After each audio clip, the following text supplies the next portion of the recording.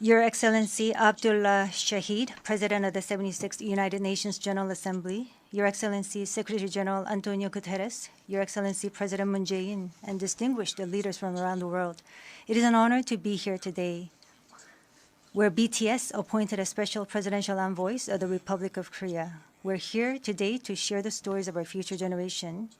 Before we came here, we asked the young people in their teens and 20s around the world about their past 2 years and about the world they find themselves in today. Jin will share some of the answers we received. Yes, should we take a look? You can feel the good vibes from just looking at these. There were times during the past 2 years when I too felt bewildered and troubled. But still here, we have people who cry out, let's live on, let's make the best of this moment.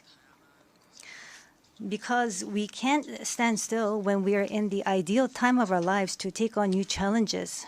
It wasn't as if we could blame anyone, and you must have felt the frustration. Here I'm the same as I was yesterday, but the world changed like we were transported in a flash to a parallel world. I was saddened to hear that entrance and graduation ceremonies had to be canceled.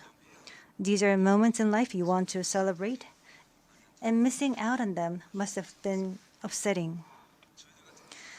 We were heartbroken when our long-planned concert tours were canceled. And for a while, we yearned for the moments we wanted to make complete. Yes, it was a time for us to mourn for the things that COVID took away from us. A time to discover how precious each and every moment we'd taken for granted were. Suga mentioned the precious things we'd taken for granted, and lots of people answered our question by sharing pictures of their precious moments. Many people showed how they share their moments with nature. I think during these 2 years, they found dear the time they experienced and care for nature. Yes, but maybe because we feel an encroaching sense of dread that our time on this earth is limited, we just talked about the things we mourn, and I shudder to think about mourning for the earth.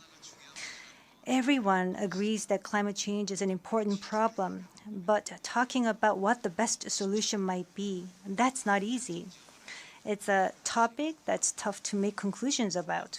Yes, it is a tough discussion, but I learned while preparing for today that there are many young people who have an interest in environmental issues and choose it as their field of study. The future is unexplored territory, and that's where we, more than anyone, will spend our time. So these young people were searching for the answers to the question of how we must live that future. So I hope we don't just consider the future as grim darkness.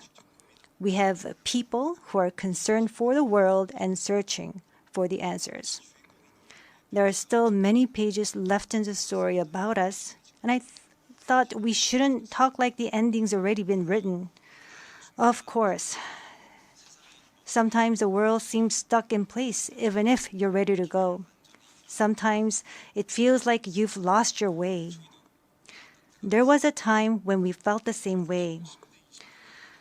I've heard that people in their teens and 20s today are being referred to as COVID's lost generation, that they've lost their way at a time when they need the most diverse opportunities and must try new things. But I think it's a stretch to say they're lost just because the paths they tread can't be seen by grown-up eyes. Yes, take a look at these pictures. Here we have many who are trying hard to continue their friendships online in new ways, start learning new things, live healthier lives. I'm sorry, excuse me. 네, 새롭게 공부를 시작하고 더 Yes, these kids are trying to learn new things and trying to figure new things out. They don't look lost. They look like they are finding new courage and taking on new challenges. I think that's why instead of the lost generation, a more appropriate name would be the welcome generation. Because instead of fearing change, this generation says welcome and keeps forging ahead. That's right. If we believe in possibilities and hope, even when the unexpected happens, we will not lose our way but discover new ones. There will be choices we make that may not be perfect, but that does not mean there will be nothing we can do. That's what I think. What is important are the choices we make when we're faced with change, right? Some of you heard the news that we're coming to the UN, and a lot of you were wondering whether we have been vaccinated. And I'll take this opportunity to say yes. All 7 of us, of course, we received vaccinations. The vaccination was a sort of ticket to meeting our fans waiting for us and to being able to stand here before you today. Just like we said in our message today, we too are doing the things that we're able to do right now. Like the vaccinations, efforts are continuously underway to keep this new reality going forward. And I think the day we can meet again face to face is not far away. Until then, I hope we can fill each of our days to the brim with positive energy. We thought the world had stopped, but it continues to move forward. I believe that every choice we make is the beginning of change, not the end. I hope that in this nascent new world, we can all say to each other, welcome.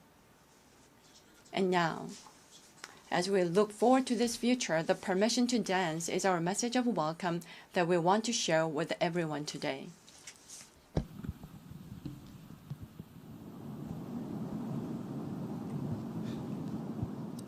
It's a that opinion when your heart's just like a drum, beating louder with no way to guard it. When it all seems like it's wrong, say aloud to Elton John, to that feeling we're just getting started.